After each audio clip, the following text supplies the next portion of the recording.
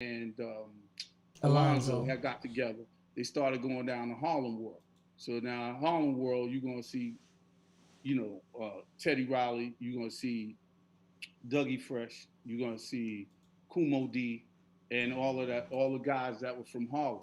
So being from the Bronx was never cool enough for us to represent it the way that we should have represented it. So we all said we were from Harlem. You know what I mean? There is So, truth to those words. I'm gonna say that. Being a Bronx boy myself, I understand. yeah.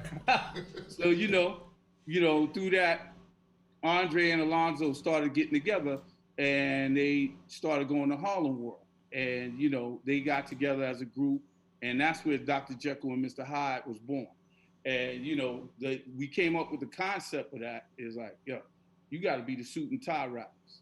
And at the time, I was agreeing with them so that I could work with them and go on the road, but I thought they was the corniest rappers on the planet. I was like, yo, y'all niggas is the wackest. Did they have a hit single anywhere? But the thing about them though is that they had flavor, flair, and style. They had style, and they would practice dance moves. You know what I mean? So everything that hardcore rappers thought was corny, that's what they benefited off of. They took whatever you thought was corny from. I'm not gonna say Brooklyn and Queens. I'll just say Cornyville. Long Island. I just say Long Island. But whatever you thought was corny, that's what we're gonna do. We're gonna put round glasses on. We're gonna put a blazer and a suit on, and we're gonna practice dance moves. And they were signed. They were signed to Profile Records, right, with Corey Roberts. Right? They were signed to Profile Records with Corey, and I forgot the other guy's name, but so was Run DMC. Right, same label. So Curtis Blow helped them write their rhymes too. Curtis Blow wrote a lot of music for them, and so after a while, Andre is getting ready to go to college. He starts working at WOL as a salesperson. So he's about 18 in, and he meets Russell Simmons some kind of way. So Russell's looking at him like, yo, you got a suit on, you crazy corny, but I like you because you're a businessman and you focus. And I love this. Really, you ain't that corny, but I can't get with the suit. And Andre like put the suit down. That was his staple. That was who he was. And he wanted to make music that represented the people that wanted to do what he wanted to do. Be fly, have fly parties, have champagne. He's the real champagne poppy, right? Yes, that was the real champagne. Right. And so, him and Alonzo got together with me and this guy, Kurt Woodley. And Kurt went to school with us as well. Kurt is one of the people that found Mary J. Blige. Mm-hmm. Jeff Redd bought Mary J. Blige to Kurt. Kurt had him signed to Uptown because he was the head A&R at Uptown. All right, he was the vice president of A&R. And not only did he have Mary J. Blige and do some of the records, he also did some of Heavy D's records. He A&R'd a whole bunch of, and then he moved on to Columbia to do the Fugees and also Cypress Hill, so it's not like he was no chump or nothing like that. Like he didn't have no real input in the success of these artists that came out of Uptown. And so, we started going on the road. We started going to all these different colleges. The Fresh Fest started. We on the road, going all over the world, going over, and hip hop is opening up.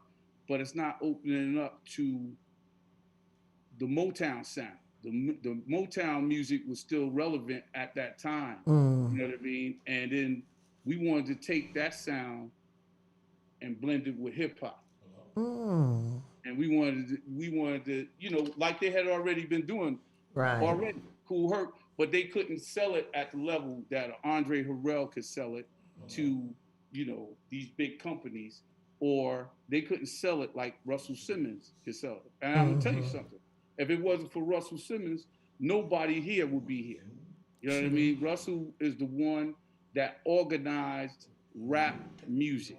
You know what I mean? He brought Jazzy J to Def Jam. Jazzy J showed Rick Rubin how to program a drum machine or how to record an artist. And next thing you know, Rick Rubin is the biggest producer ever lived. Right, You know what I right. mean?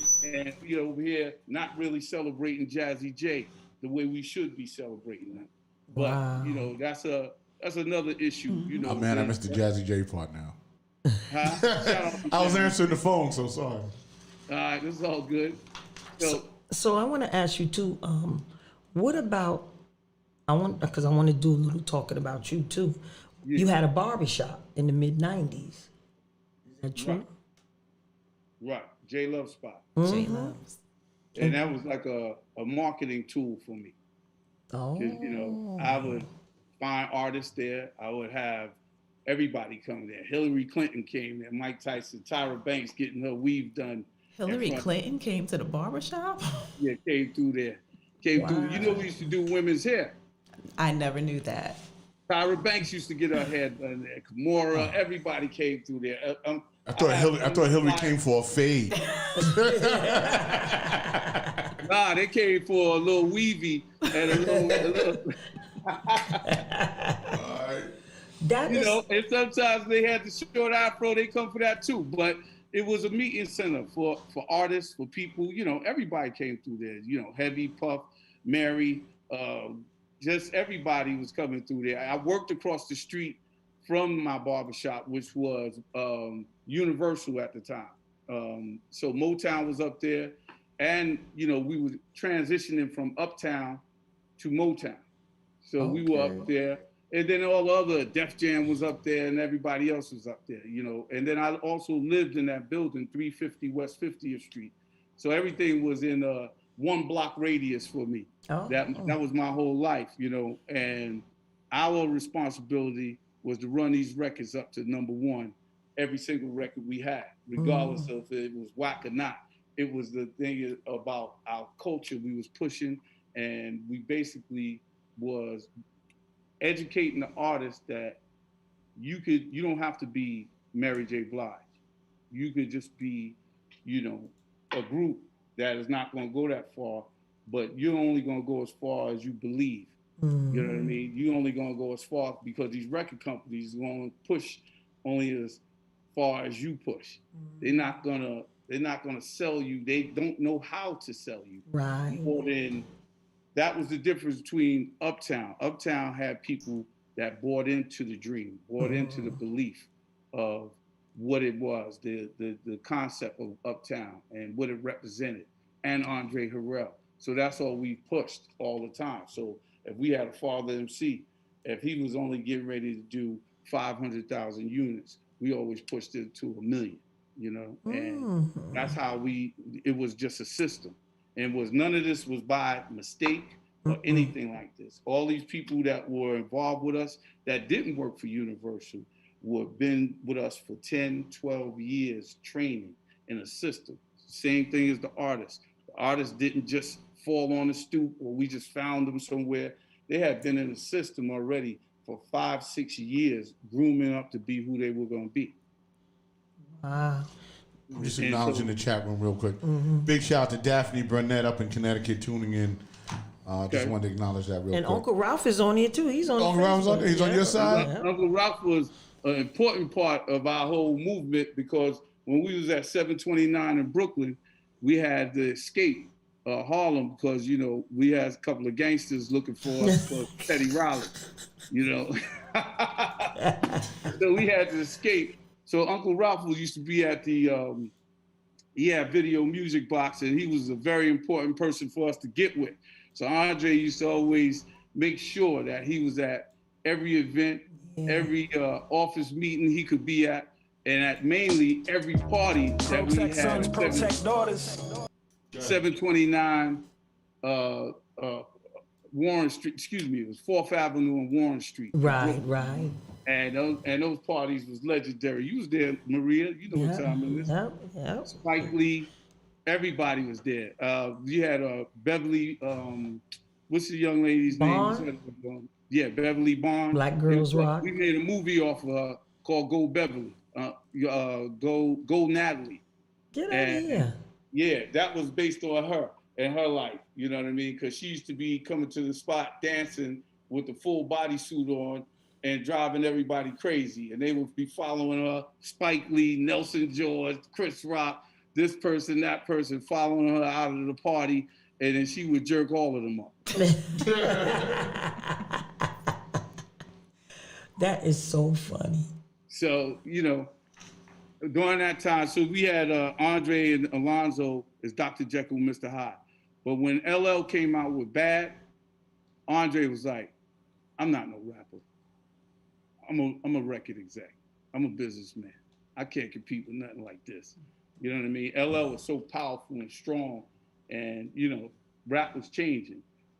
Right. It was becoming much more harder. They didn't want to hear that. And if you was making hip hop and R&B, you had to be bad boys of hip hop and R&B, like Jodeci, or Puff Daddy. You know what I mean? Like they weren't interested in no nice guy, suit and tie guys anymore. So Mace, you had Mace. Y'all had Mace and Case, Mace? right? Mace? No, we didn't have Mace. We had Bad Boy at first. Oh, and we okay. had Craig Mack and Biggie Smalls at first. And then, Puff left and took his Bad Boy on the road and took Biggie on the road with him. And that was a whole thing. But that was a whole new generation of music that we wasn't even prepared for.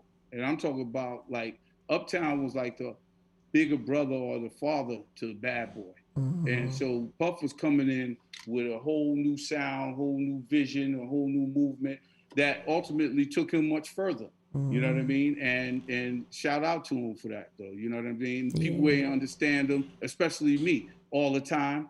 But it is what it is. And the thing about music is when you dealing with people who are very talented, they're not going to be contained. They're not going to be contained. They're going to always go off and go on to get their own thing, and it's going to be bigger and better than everything because they can't be stopped. And just like if you want to tell a story, you have to tell your own story, whether it's the truth or not. And a lot of these writers, they write, they never was there, they don't know the truth, they don't know anything, but they write a story. So if you're going to tell a story, it has to me, I want it to be honest, I want it to be authentic, and I want it to be heartfelt, and I want it to be real. You know what I mean? I'm not interested in, but that's just me. We living in a generation right now, you can make a movie off an iPhone right now. So, you can do whatever you want, but you shouldn't have a problem with anybody else doing your story, the story, or anything, because that's their version of it. You just do your work and do the best work you could do and win. Right. Because none of these motherfuckers is better than me. That's right. That's right, Jimmy. Ain't nobody better than you, boo. Okay, so tell us about some of the projects you're working on now. Wait, Deneen always gets good questions. She said before Andre Harrell's death, a series on Uptown Records was supposed to happen. Is that still in the works? And I guess it's like I said, people start going off telling their own stories, and that's the BET story she's talking about. They trying to get it together, but the thing is that me and Andre wrote that whole story. Like me and Andre was in the room telling them what it is and what it's not. And not only me and Andre. Let me correct that because I don't want to get into me, and me. I want to get into the people that was at Uptown that got to tell their story. You know what I mean? And the problem is with these films that are being made, you got the executive producer, the producer, and you got, the producers. And they just want the credit. The writers, they just want the credit. So like when you are a person that was at Uptown with a lot of information, they want you to just give them all the information, and then they rewrite the story, and then you get no credit whatsoever. Or you don't even get paid any money. So that's what I was trying to say. Like, if you have a problem with somebody doing a book, a film, a documentary, a podcast, do your own. That's right. And and when Andre first passed, there was a lot of emotion, And now that he's been gone for a while, or his birthday was yesterday for 1 year, you know, I'm just looking at it like, do your story, and you should do the best. Because if you look at Biggie Smalls, they did like 5 different versions of his life already. You know what I mean? But the real version is going to come when the real people was there. I'm not saying that it's not real. I'm just saying like the very successful version of these films are going to come when they're authentic and the real people get a chance to express themselves. And then you can chop, screw, and make it into something, but at least you're basing it off the real information. Like an artist can't come and say, you know, I was at Uptown and I helped put it together, and I'm you know, we did our own albums, we did our own music. No, you didn't do any of that, because when you first came to Uptown, you didn't know absolutely anything. We had to show you how to dress, talk, walk, how to go in the studio, how not to have a bad attitude, how not to get yourself together like before you deal with other people that you might be intimidated by, you know, and it was a whole process. It wasn't no, like even going to dinner. I'm not naming no names. I used to take out young budding executives to a sushi restaurant, and they want to order a hamburger because now they got private chefs. You know what I mean? So it's not even, but everybody came from somewhere. You know what I mean? And the difference between Andre and a lot of people, Andre always felt that he belonged, period, wherever it was. So if he was dealing with Sid Schonberg and Lou Wasserman, who was the head of MCA at the time, MCA television, movies, music, if he was dealing with them at the time, he'd be in there eating a sandwich while talking to him, like just talking to him like, okay, whatever you gotta say, just cut the check. And he was able to do that because he had a look that would allow him to do that. You know what I mean? He came in there and he had a presence that allowed him to do that. Like another time we would be at clubs with drug dealers and gangsters, and they would act like E.F. Hutton came through the door when Andre came through the door. He looked different. You know, he wasn't a regular street guy, and he sounded different when he spoke, and he was non-threatening, but he wasn't a punk. Right. You know, his tough guy shit came in through business. Right. He was able to get things done. That done. makes sense. You know, and Russell Simmons the same way, but in a different way. So you said you tamed some artists. What happened to Soul For Real? Because they was breaking shit up in the hotel. What happened? All right, no. What happened to them? They got. I guess they got older. You know, I think they still out here trying to do whatever it is. But when you don't have that machine behind you, Absolutely. you ain't gonna have the same impact on the street. You gotta realize that I and Andre and a bunch of other people, especially a lot of the women that was there, helped put together a machine that ran consistently for 20 years straight. And we did everything from style artists, do the album covers, write the credits out, have on-staff writers to write the music out, go in and have background singers. Wow. It was like, you know what I mean, a whole system that was created for 20 years straight. True artist development. Right? True artist development. Yes. Artist development. Yes, that they don't have today. Right.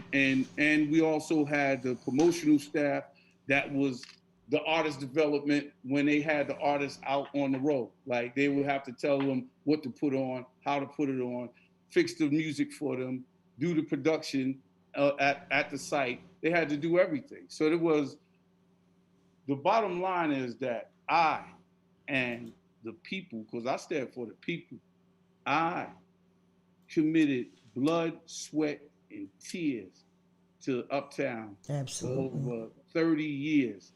And for anyone to not, and it's really like no one other than these companies, they don't have any respect for Black people whatsoever. Amen. And Black men in general whatsoever. They're not, no, I'm not gonna say, let me rephrase that. Black people whatsoever. It's not just Black men. They don't have any type of acknowledgement for people that work behind the scenes to help.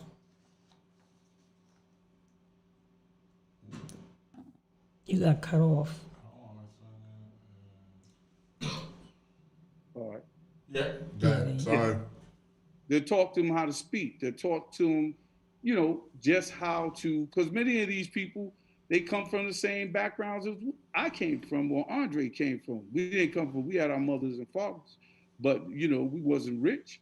And we come from the projects and, we weren't prepared, mentally for everything, to make a lot of money.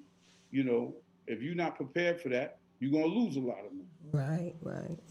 And if you ain't prepared for, just being able to go through different transitions, you're going to lose. So when you ask what happened to Soul For Real, after the first album, we were setting up to move on to Motown.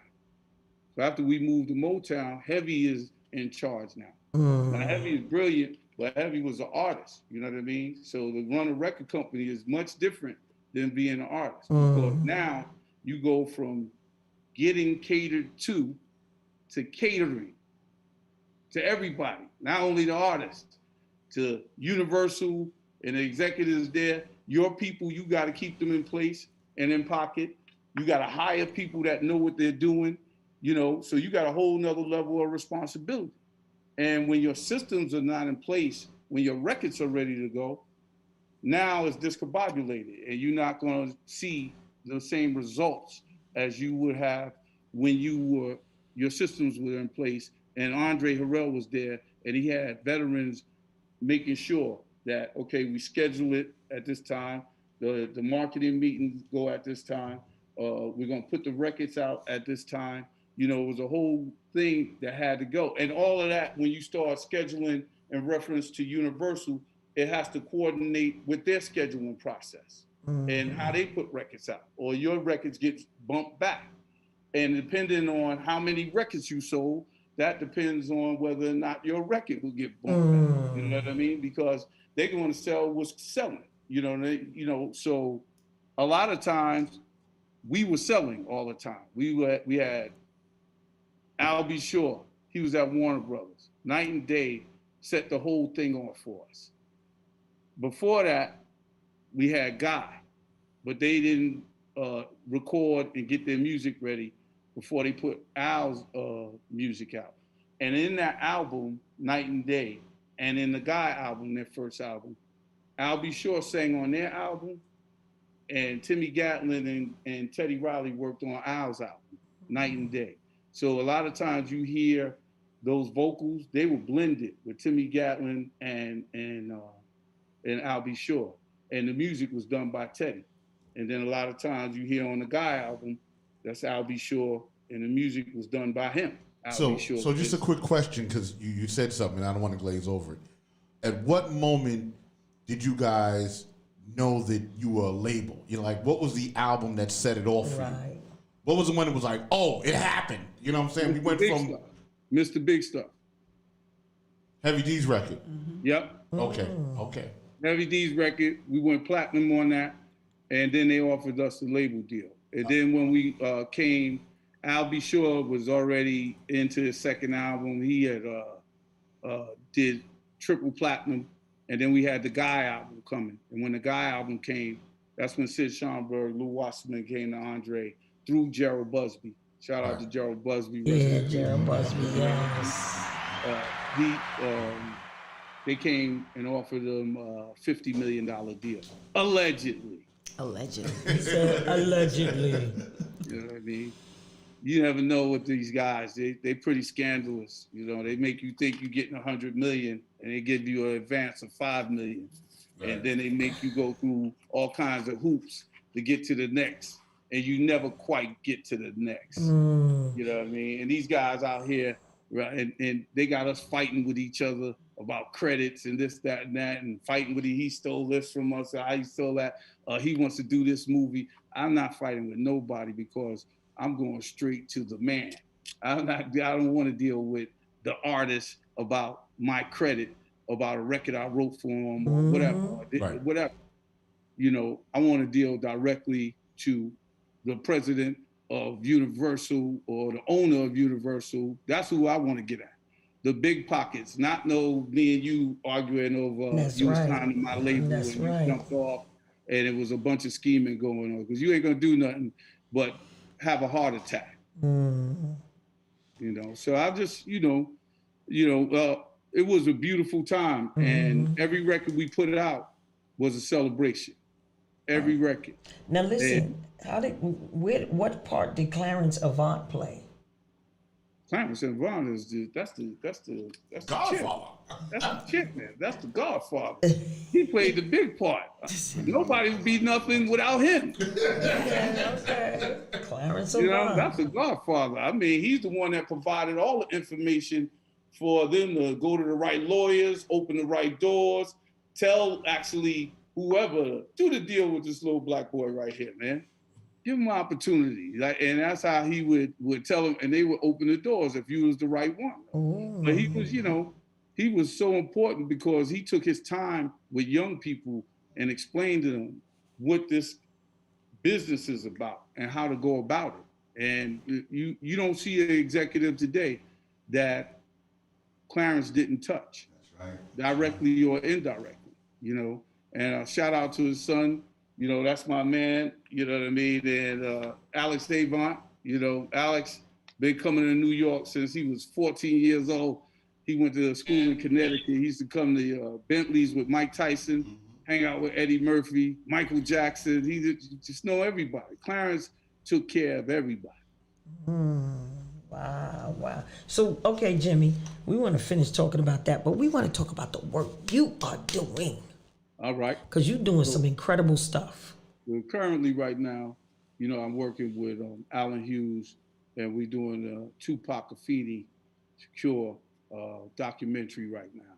And we've been working on it for the last 2 years. The thing about Alan Hughes, just in case the people that don't know him, he did Menace to Society, Dead Presidents, he did, Book of Eli, he did the latest thing he did, we won a Grammy for Defiant Ones on HBO, 4-part series. It was amazing. Story of Jimmy Iovine, Dr. Dre.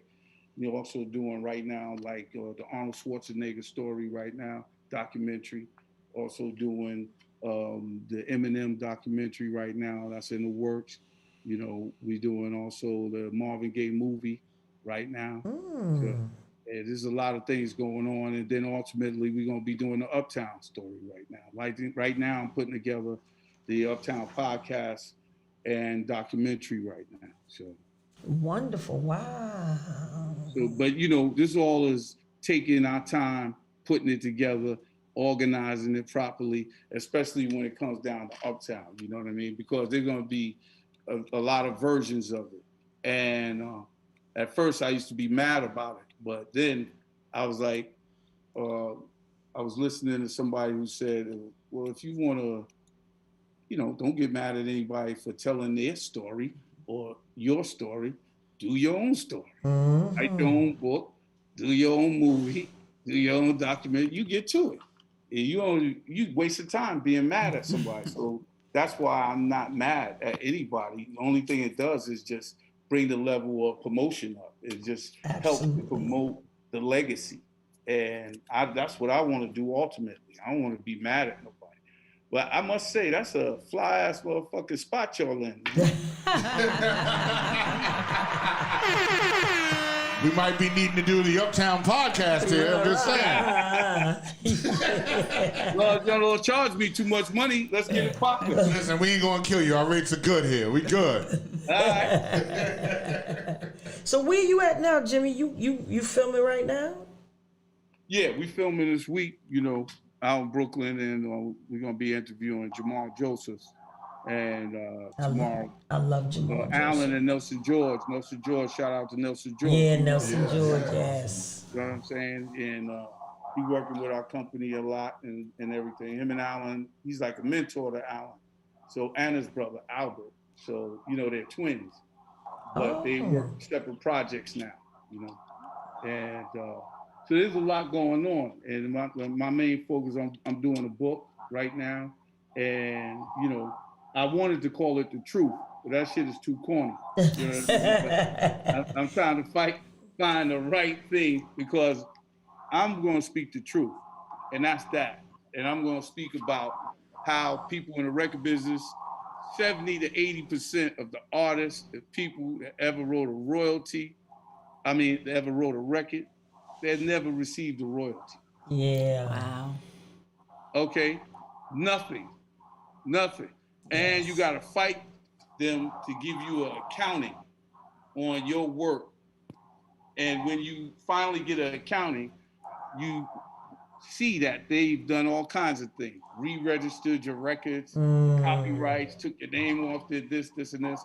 The thing about what's good about all of that is that you could stop any record by having a complaint about it, by re-registering the record yourself, having a complaint about it. So it stops all money going to anybody Until it gets sorted out. until it gets sorted out. Okay. And so if anybody that's in a position where you don't have enough money for lawyers, and you need to learn how to read and write, like you need to learn how to read and understand the business that you in. So when you go in the studio, you're not just going in the studio making records because you happy, because you in the studio with James Brown or whatever or whoever, and you just go in there and just lay your tracks down, and you don't have no paperwork taken care of.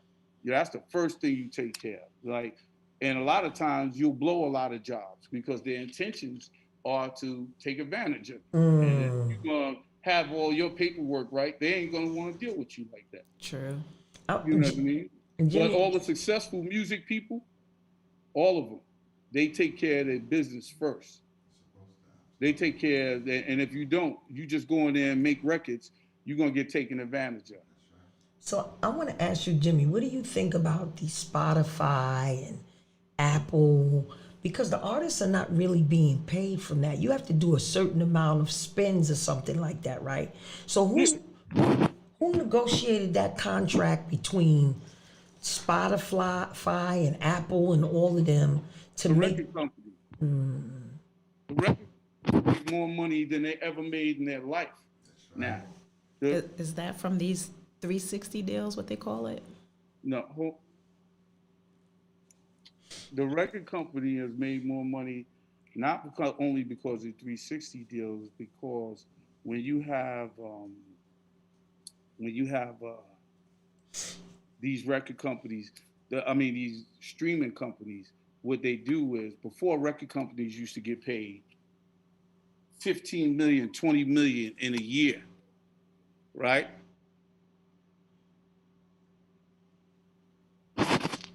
Hello? Yep. Yeah. They would make 15, 20 million in a year. And they only have they have 5,000 employees. Now the record companies are making $1 billion a month. Because they don't have no employees. And they got 300 employees worldwide. And All they right, don't have so to. They don't have to make the record anymore. There's no. They don't have to There's make no the record product. anymore. You know what I'm saying? There's Right. no album cover, no wax, no CDs. Nothing. And but the thing is this: an artist like Jill Scott can't get a deal for $500,000 to go and record her album. Cardi B gets 65 million off a single to make a single. So what happens is like they have made it so like you got to come to the table with your music already. Like they don't want to be involved with that. And it better hit when they put it out. Like if it don't hit, you might get a little advance. But if it hits like Meg Thee Stallion or Cardi B, now you seeing checks for like $30 million off of that single. And there's a lot of other residual income that comes from just having that single, from commercials and everything else. So the point I'm including that is now you got to deal with your publishing. All right. So you get your streaming, you getting 8 cents off of a dollar, or 2 cents, or half a cent off of a dollar. However they want to jerk you up, and you going for it because you ain't got the right lawyer, because you ain't read the work properly, because of whatever the reason is. Trust me, they taking advantage of you. They're not paying. Their whole agenda is not to pay you. And if you ain't paying 20,000 artists, but you paying 3, like I said, 70% of the artists that ever made a record never got a royalty. Never. That's deep. Never.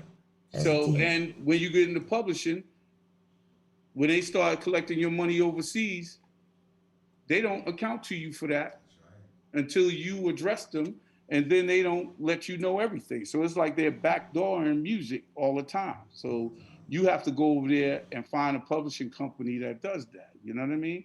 Like that is over in Europe, that a legitimate company that will collect your royalties your music for you, your publishing rights for you. You know what I mean? So, and you making money all the time. Like all these 90s artists, because of streaming, they probably owe millions of dollars. Millions of dollars. Wow. All right. But they don't have the skill or the know-how to go and start to track down their information and registering work and this, that, and that. Most of them don't know that. And they make it difficult for you to do that. Wow, that's deep. That's deep. So the only way you're gonna make money is if you a Cardi B or Megan Thee Stallion or no. Or you hot on the streets and you ask for a huge advance. You know what I mean? Like that, and that's what you're gonna get if you don't hit and you don't take care of your business. Because now the difference between now and analog, in 1992, everything went to digital. So as far as accounting information, you can't be robbed. But as far as the deal you sign, that's how you get robbed. You know what I mean? Your deal you sign with the streaming service, because the record company sells all of just one package of artists to the streaming service. So they're only gonna pay the most successful artists. Like, Cardi B is getting her money, every dime of it. Before, she wouldn't have never seen a royalty. Before 1992, I guarantee you, Heavy D and the Boys never seen a royalty. You know what I mean? And whoever else, Jodeci ain't see a royalty. And so many, like a real royalty, what they received is advances. They keep you in pocket by giving you an advance. Even major label heads, Def Jam, Bad Boy, whatever. Hold on, Jimmy, I gotta back that up. Hold on. So you saying they didn't get a royalty check off of their record sales? Off of their record sales Or the off play. of their publishing. I'm saying 70% of people. Right. That's what I'm saying. Damn. And these are successful records. Yep. These are successful records. Wow. So they give them a little advance. If you do research right now, you'll find so many artists that have never been paid a royalty that's trying to figure out how to get it. If Quincy Jones had to sue Michael Jackson for one record, what you think I have to do, or one of these other people that have to do, that don't have the lawyers that he had? That's crazy. That's crazy.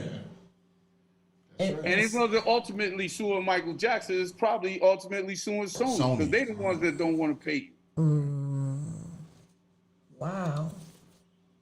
I hope people out there listening to the jewels you dropping. I'm sitting there learning. I'm like, yeah. You know what? We ain't even got enough time for all the jewels I got. To tell you the whole. We need a part 2 and 3. We ain't got enough time for me to tell you the whole chronological order of the sexy. You can straight do a seminar, bro. So and I could just do it on the publishing and the royalties, mechanical royalties by itself. Company and publishing company. Just guarantee you, any person that sold 300,000 singles, they have publishing money coming, or 300,000 albums. You got publishing money coming. You know what I mean? Right. And I'm gonna tell you something too. When it was analog and we were dealing with vinyl and cassettes, when you did a platinum album, you only made $200,000 off of that. You made additional money off of your publishing, another $200,000 off of it. You know what I mean? Or $400,000. But you didn't have you wasn't rich. You ain't make no money to buy no Bentleys, none of that shit. It was time to hit the road then you went on the tour. Yeah, but a lot of them were giving advances. At that time too, on the road, think about how much they was getting paid and how much they're getting paid now. Now Cardi B got to get $500,000 to walk over the threshold.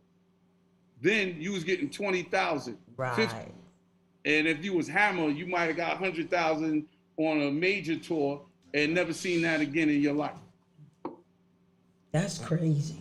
That is really crazy. So, Jimmy, what advice would you have for new artists now, just to even try to ruffle the water a little bit, because everybody wants to be an artist? All these new artists right now are basically, they know the deal. They know to take care of their publishing. They know to take care of their music before they submit it.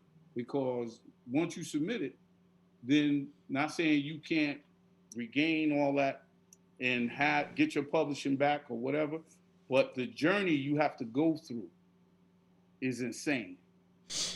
Wow. I'm in a disagreement with Warner Chappell right now and Universal. It's insane. I've been on quadruple platinum albums and never seen a royalty or accounting statement until you force them to do that. And if you're just calling up there by yourself and you don't know nobody in the industry, you are going to have a problem. You're never getting nobody on the phone. You're going to get an answering machine. So, and so you got to take your time, learn the business. You got to learn what this whole business is about. You know what I mean? And it's not about rushing. It's about preparing your music and getting it out. But it ain't about rushing. You got to take care of your paperwork, take care of your business first, and make sure that. And then after that, you got to have hit records, and you got to have a street buzz. And the street buzz is having a buzz on the internet, and social media. Because if you're not hot on that, remember back in the day when you had BMI? Where's BMI? You don't even ask. You can't even get them on the phone unless you're somebody. Wow. ASCAP, BMI, any of that. Astra, they take care of collecting your money, your studio work money, or whatever. You're not getting nobody on the phone unless you are making the money or presenting. Listen, I'm gonna sue you guys. I have lawyers, but lawyers cost money, So, and you gotta find a way to do it at first without the lawyers when you don't have no. It all could be done, but it ain't going to happen overnight. This is a journey. Like when you go after your publishing and do your copyrights over because you have been, your name was forged and all kinds of stuff. The number one thing they're going to come at you with is this. If you took over 5 years to go at them, they're going to see, what is it that they had with Bill Cosby, where it's a statute of limitations? Statute of limitations. Mm. Your statute of limitations, that's what they're going to hit you with first. And then you're going to feel like they're going to tell you, you can't even take us to court because the statute of limitations says if you hadn't requested this information in 5 years, we can't do anything for you. You know what I mean? And so if you were making records in 88 and you got in a conflict with Warner Chappell or any of these publishing companies about your royalties, your money, your publishing, they're hitting you with, we can't do anything for you because the statute of limitations. You're in 215. So. And they still selling your music though. They're still selling your music, still collecting money, still doing everything. But we can't do nothing for you. That's crazy. So Jimmy, we know your time is limited and wow, I don't even know what to say. Best hour ever, bro. Just get busy, y'all. I don't even know what to say. Well, let's talk a little bit about health because I know, me and Maria are trying to get our 10,000 steps in a day and we're on Fitbit. And Jimmy Love was always kicking my butt. I can't even. On Fit. What is it? Something Fit? On Fitbit. Yeah. I'm like, how in the hell is he getting so many steps in a day? I told you he put the watch on the dog's paw. And then tell the dog that. I don't do that. Listen, I get out here first thing in the morning. Then in the afternoon, I go into the city. I'm walking all around this. I'll just walk everywhere. I don't take no car, cab, anything. I drive into the city, but after that, it's it's walking everywhere. And I sometimes I was walking too much. And then when Maria got on there, I didn't even know it was her. He said that too. His wife was killing us though. Oh yeah. I was glad when she dropped out. She's a beast. yeah. But I had a bad knee right now, so that's why you haven't seen me on Fitbit. Okay. You sure it was a knee, or you sure you just stopped walking? No, it's some old man shit. It's a knee. Jimmy, give me a hot seconds. I gotta just advertise the Mad Wednesdays thing real quick, so we'll be right back. All right, but stay on. One gets shot, we all get shot. Now her 2 children don't have a mother, and the 3rd baby is dead.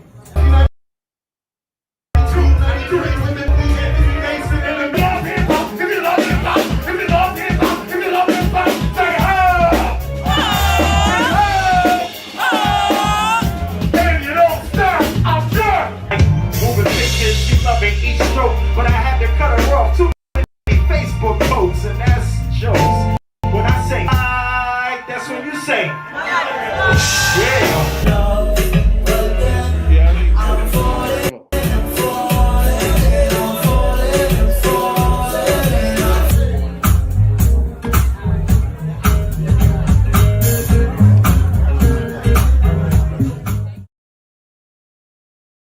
And we are back.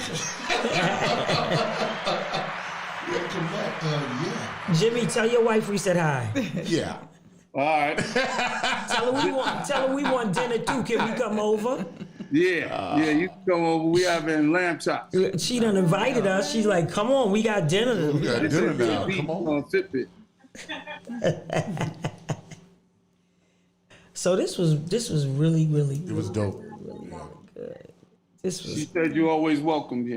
Oh, thank And you. y'all said we could do a Fitbit race around where I live at. Okay, we can do that when. Yeah. We don't want to be.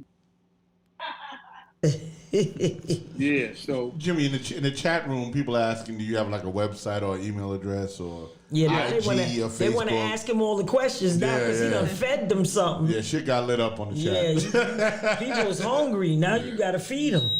Yeah, just hit me on my Instagram, jlovely2000, at jlovely2000. And then also you could on Facebook, jlovely2000 on that as well. And then, my website is not done redoing it. Oh, okay.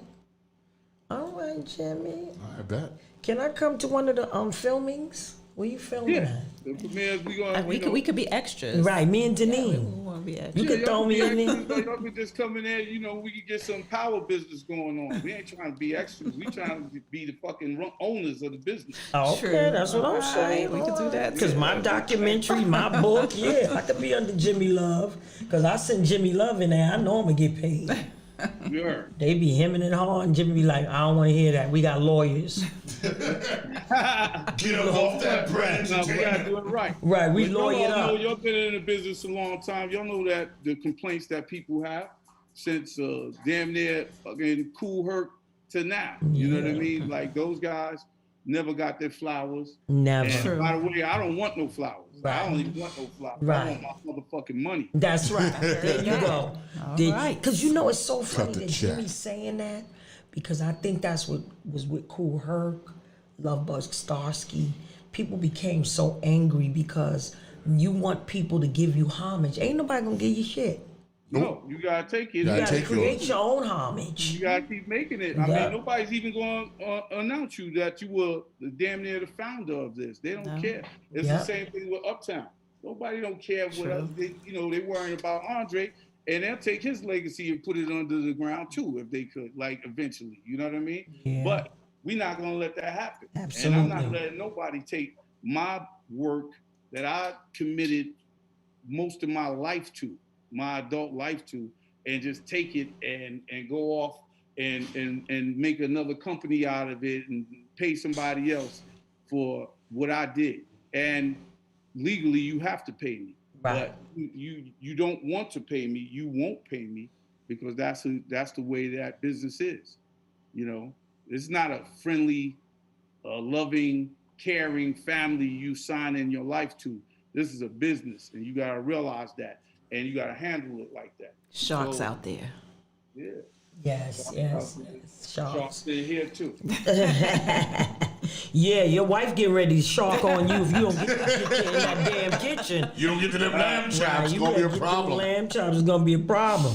All right. So Jimmy, we love you so much. I love you and I appreciate you. You are on my 3rd episode of Can't Be Silent. That you are for the community, you for the people. You've always been for Uptown. You always been family, and I always appreciate you. Yeah, I love you too. We're gonna be doing some big things together. You too, Denise. All right. Looking forward to it. Yes. Word up. Thank you, Jimmy. Thank you, brother. That was so dope. That was incredible. Yep. Beyond That dope. was wow. That was All you can do is go wild half the time. yeah. All you do is go wild. You know what I'm saying? I was like, man. We had Uncle Ralph last week. We had talent that brought us in. Johnny Walker. Johnny Yeah. Walker. This show Show should is be hot. This should be the wild show. It should be wild. Wow, with Maria Diaz. You know what I'm saying? Like, you always get a tidbit that you just didn't know, or some insight. With Ralph, when Ralph talked and when Johnny Yes. talked, you just got all this insight about stuff that you really didn't know that was going on behind the scenes. And can I tell you, these people now will not give you the information that Johnny and Jimmy Love gave you. They don't know. Right? Hell They don't no. know. And if they do know, they ain't telling. They ain't telling. They want you to stay in the dark so they can take advantage of you, like he said. Do they want to pay you? No, they don't. Yeah, he dropped But jewels. they have to pay me. Because I'm dropped- coming in there with my lawyers. Yeah, he dropped jewels. Yeah. He was like, yo, they wasn't even getting a royalty in '88. I'm like, you got to get clear with that. What do you mean? Like, they selling records? And nah, I gave him advances. You're like, damn, word. That's crazy. And it wasn't analoged until 1990. Digital till '92. Yeah. So they couldn't even account. I mean, yeah. I'm going to rewatch this show on YouTube. You know what I'm saying? It was a good one. Anything you want to talk about? What you got going on next week, Ree? Yeah, first we want to talk about tomorrow is Voters Registration Day. National Voters National Registration. Registration Day. So all of you that are out there that have not registered to vote, please do so if you want to vote in the general election. Tell them why that's important, Maria. Because when you vote, that means you're participating in making sure that your community's voice is heard.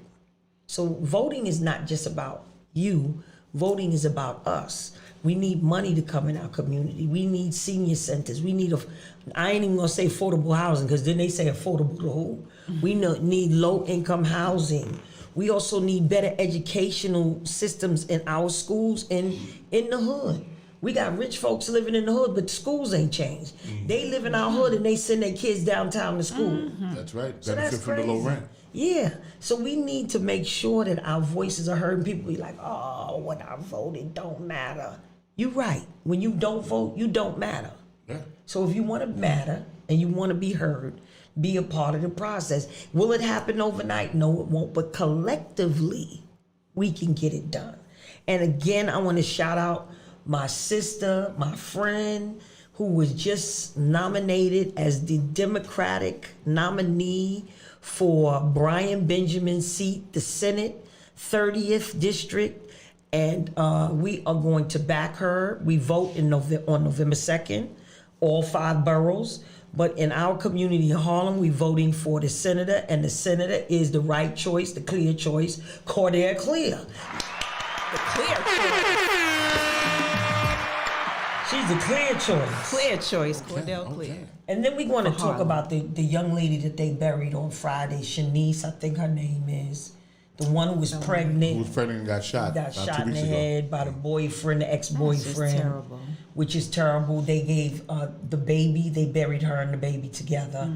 I mean, anybody that's out there, whether you are a street cat, whether you doing, selling drugs, whatever you doing in the street, legal, illegal, whatever you doing, as a man, you could not feel good about another man shooting a woman 9 months pregnant in the head. Then that wasn't even icing on the cake. He went by her memorial and tossed the whole memorial over. I did not hear that. Yes, he sure did. The next day, I guess nobody was around. Right. And he went and he knocked all the memorial down. Oh, wow. So, you know. That's disturbing. That is disturbing. The gun violence in our community is out of control. And we need all our OGs, some of our gangbangers that's no longer gangbangers. We need y'all to talk to our young people in the street. Yeah. This killing is crazy. And it's not the innocent bystanders getting killed. A couple weeks ago, the Uber man driving up 8th Avenue with a passenger in the car, minding his business, gets killed, 21-year-old, shot in the head. And it was a passenger in the back. And the 15-year-old they was shooting like it was the Wild Wild West. Like, that is not the solution. So the Uber guy wasn't actually the target. No. He was just caught in the crossfire. Just caught driving his car in the wrong place. Damn. So, mental health in our community is off the chain. COVID has created, so whether people were probably dealing with mental health before COVID, but COVID put the cap on it. And people are walking around with a couple of months ago, somebody's hammering people on the train, hitting them with hammers. And, I don't know. We have to do something. We all have a voice in this community. And I'll say this to, because black people, we don't go get mental help, right? Because we look at it as a weakness when we go to see a psychiatrist or go see a therapist. And you got to understand something. It's not a weakness. It's not a weakness. It's a strength for you to let that energy go, to let that weight off your shoulders, to have that conversation with somebody. It's not a weakness, and that's the stigma that's put on it, right? That's the serious stigma that's put on it. Yeah, you think you're weak because you had to go to a therapist or a psychiatrist. Not at all. And especially men. Sure. Women will go. Yeah. Because our beauticians are our therapists. Yeah, right. That's right. If the nail tech wasn't, if the Asians didn't have the lockdown on the nail tech, we'd have more blacks, and they would be our therapists too. That's right. So we need to really come together as a community. I don't know what it's going to take.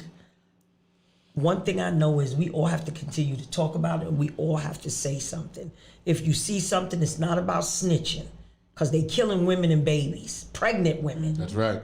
If you see something, you got to say something. Because that could be your son, your daughter, your niece, baby, your nephew, your baby. Ooh, sorry. So, we got to be better. We got to be better.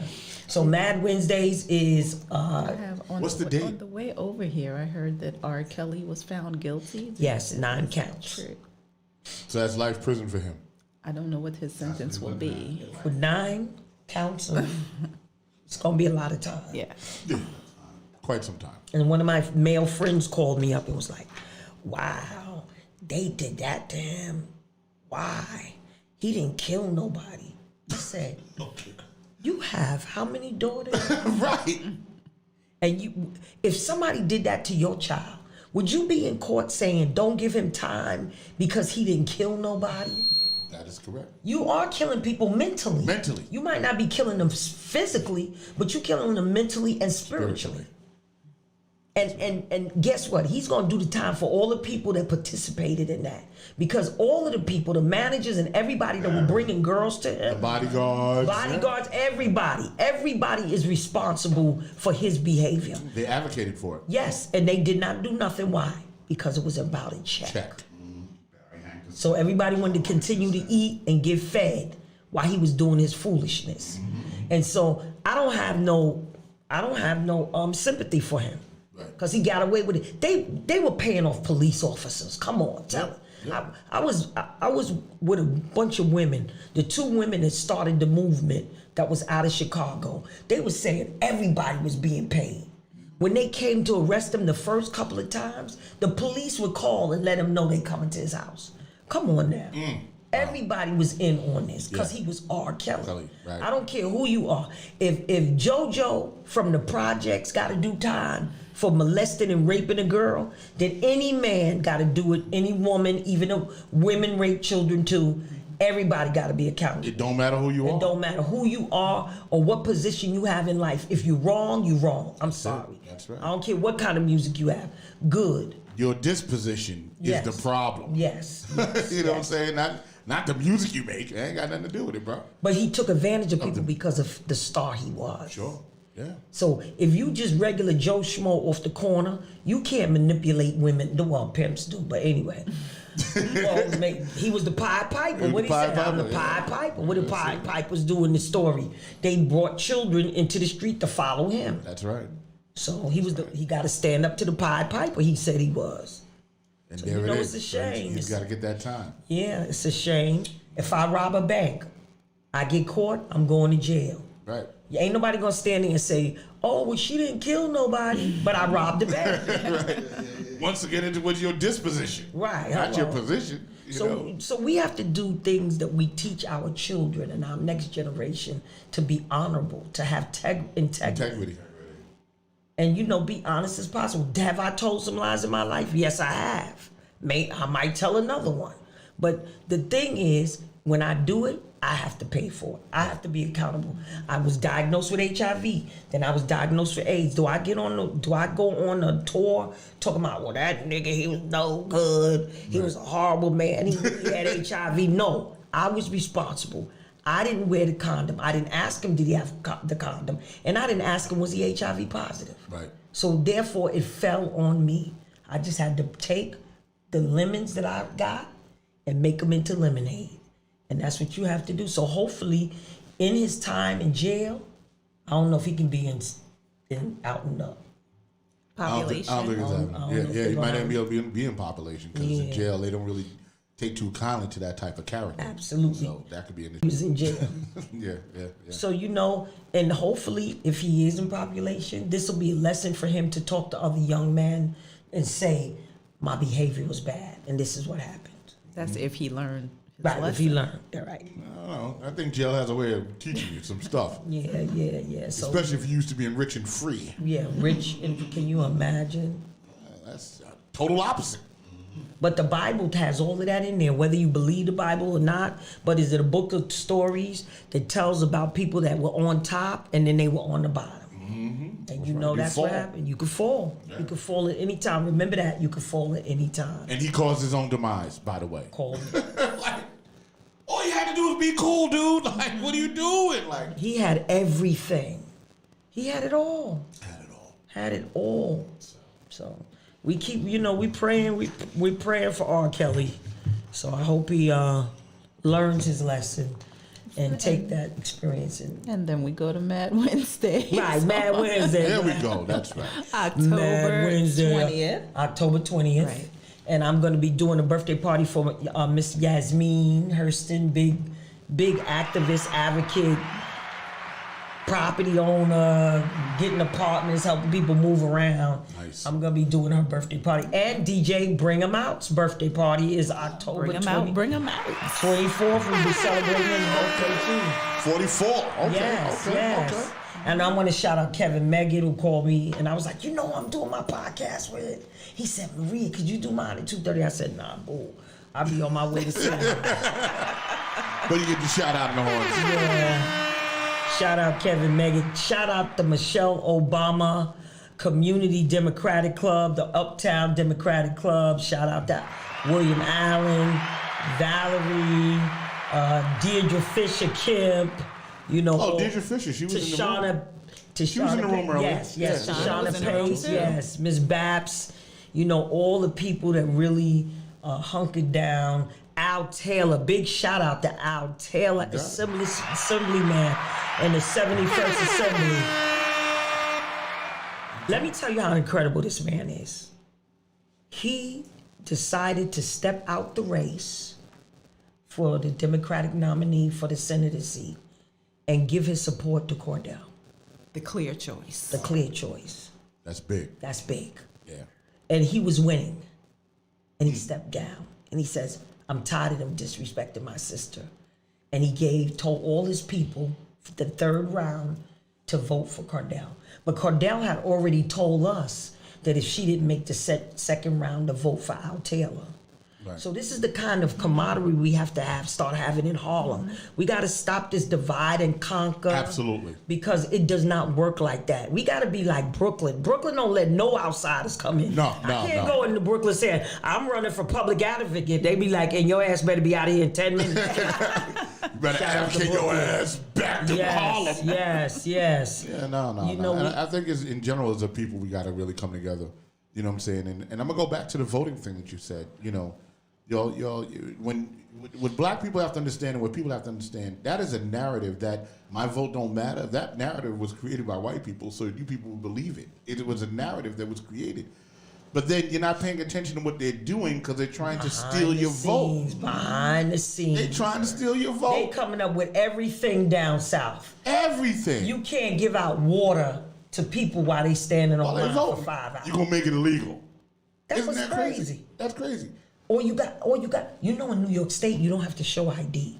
Right. When the voter comes to you, because I work early voting, they come to you, they come with a little card that the Board of Elections send you in the mail with your information, with AD you are, what's your ID number. Right. And then we cannot ask them for ID.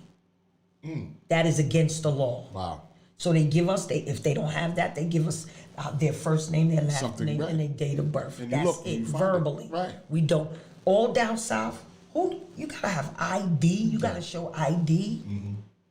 And these people keep saying, I ain't voting. That's what they don't want you to vote. Yeah, that's the idea, gang. Right. They down with you. They don't want you to vote. Yeah, don't vote. Yeah, you right. Because for somebody, ever since we had to get the Voting Rights Act, what did they have to do? Count how many jelly beans was in the jar? Yeah. Stupid shit. That's right. Who gonna know how many jelly beans in the jar when we didn't put them in the jar? Right. So if you don't vote, you don't have a voice, and we have to strategize. See, the thing about Martin Luther King and them, they didn't only march; they met at the church. They strategized. Back in the Jim Crow era, that's where everybody met, at the church. Because they thought that we didn't know how to read and we didn't know how to write.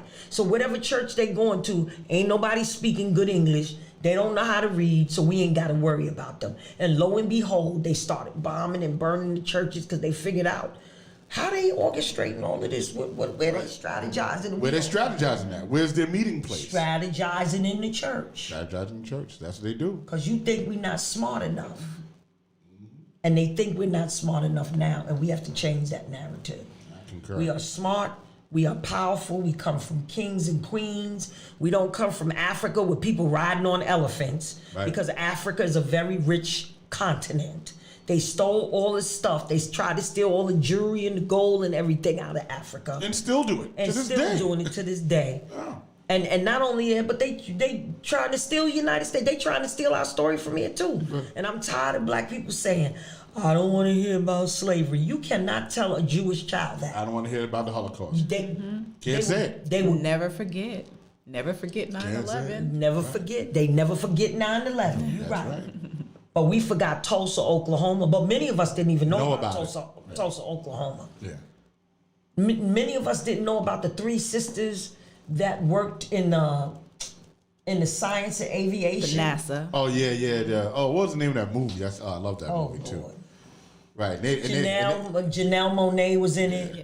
They sent man to the moon and around the earth. What was the name of that movie? Oh, Lord. Mathematician. But Hidden Figures. Hidden Figures. Hidden Figures. And why is it called Hidden Figures? Because there's a They was documentary called Hidden Figures. Hidden Figures too. That's right. And they said it's a series of information about us as a people. Wow. So we have to become empowered. If we don't speak life into ourselves, no life will get spoken into you. If you're waiting for that next person to applaud you and approve you, you're going to be waiting for the rest of your life. They will applaud and approve you to be unsuccessful, where you have to surround yourself and you have to know that you know that you know. And Jimmy Love proved that today. Why was Uptown Records so successful? Because they believed in what they did. And even if people didn't believe in it, they believed in themselves. And they took Uptown Records was the other Motown. They took it to the 20th power for 20 years. So we want to celebrate Uptown Records. We want to celebrate Andre Harrell. Birthday was yesterday. Deneen Womack's birthday was this Saturday. Hey, how many birthdays you got, Deneen? It was Saturday. No, we celebrated early. Her birthday Oh, is that was okay? Saturday. Okay. Oh, you celebrated it Mad Wednesdays. Right. That was all Okay. September birthdays. Got you. Okay. And Gary okay. Wallace's birthday. Okay. Happy birthday, Gary Wallace. Yes. So I'm excited about my next show. My next week's show is I'm gonna have Cordell Clear on, so she could yes. Nice. And then I'm gonna also have news. Carl Brown's wife, Deshawn Nicole, whose studio I went in. We have 2 Smash guests next Studio. week? Yes. Okay. So we want the power of the woman. It's starting October, breast cancer awareness month, but we also want Powerful Women Month to start with us too. We know Women's History Month is in March, but we doing something different for October. We want to shout out to all of the family members and loved ones that have been lost their lives to breast cancer, and make sure you get a pink ribbon. Make sure you participate in the runnings and all the different activities they have for Breast Cancer Awareness Month. But most important, make sure you get a mammogram. Don't wait 4 and 5 years. Anybody that's over 40 and you haven't had a mammogram in the last year, you need to make sure in October you go and you get a mammogram. Please do that. Because we have so many black women being told now, being diagnosed with breast cancer. I have like 10 people I know from the summertime that was diagnosed with breast cancer. So you know what? Inform, empower, change the way you eat. We also know through Heart Smart that high fat and low fiber puts you at risk for cancer. So please make sure you're eating nutritious foods that add nutrients to your body. Plant-based food. Plant-based food, not food that are empty calories. Y'all know what that is. Soda, potato chips. They're calories, but they're not the right calories. And drinking lots of water. The amount of water you should drink is half of your weight. In ounces. So I am 100 pounds. So I need to drink 95 ounces of water. Okay. So please take care of yourself. Like we can't add that up. Right. 95 ounces, pounds. Got it.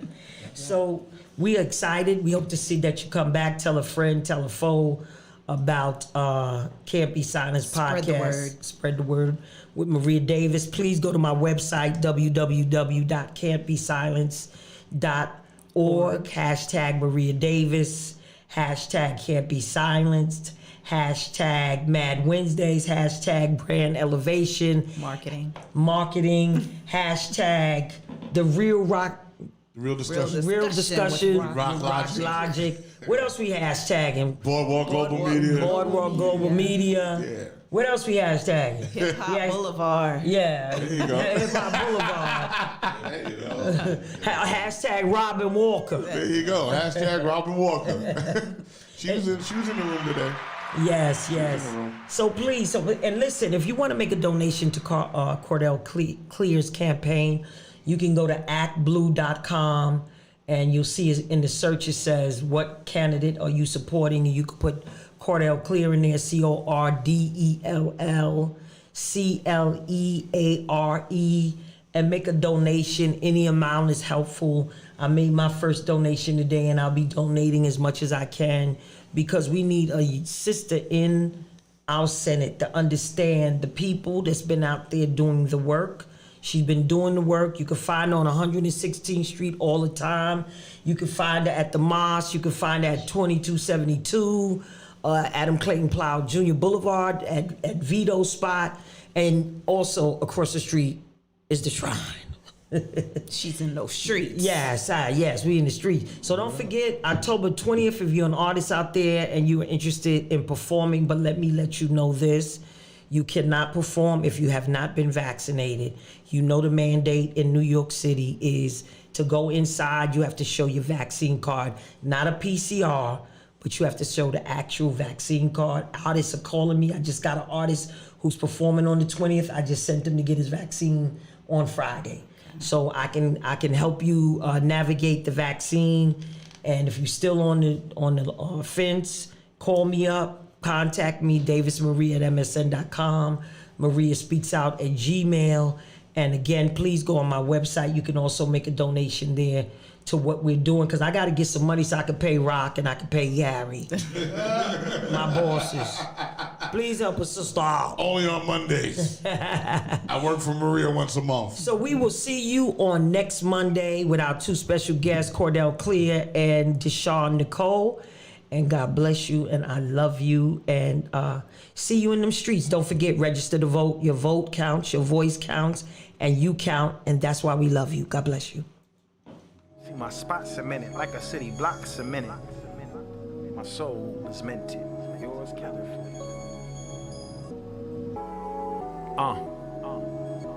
Yeah. Scared of that from the blood. Yeah. Enlighten. Hot tea, cold water.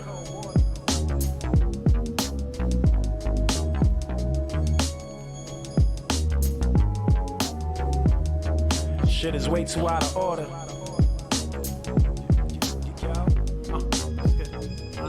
Yeah. It's like hot tea, cold water. Shit is way too out of order. Protect sons, protect daughters. It's like hot tea, cold water. Check this out, man. Nowadays, everybody got mob ties.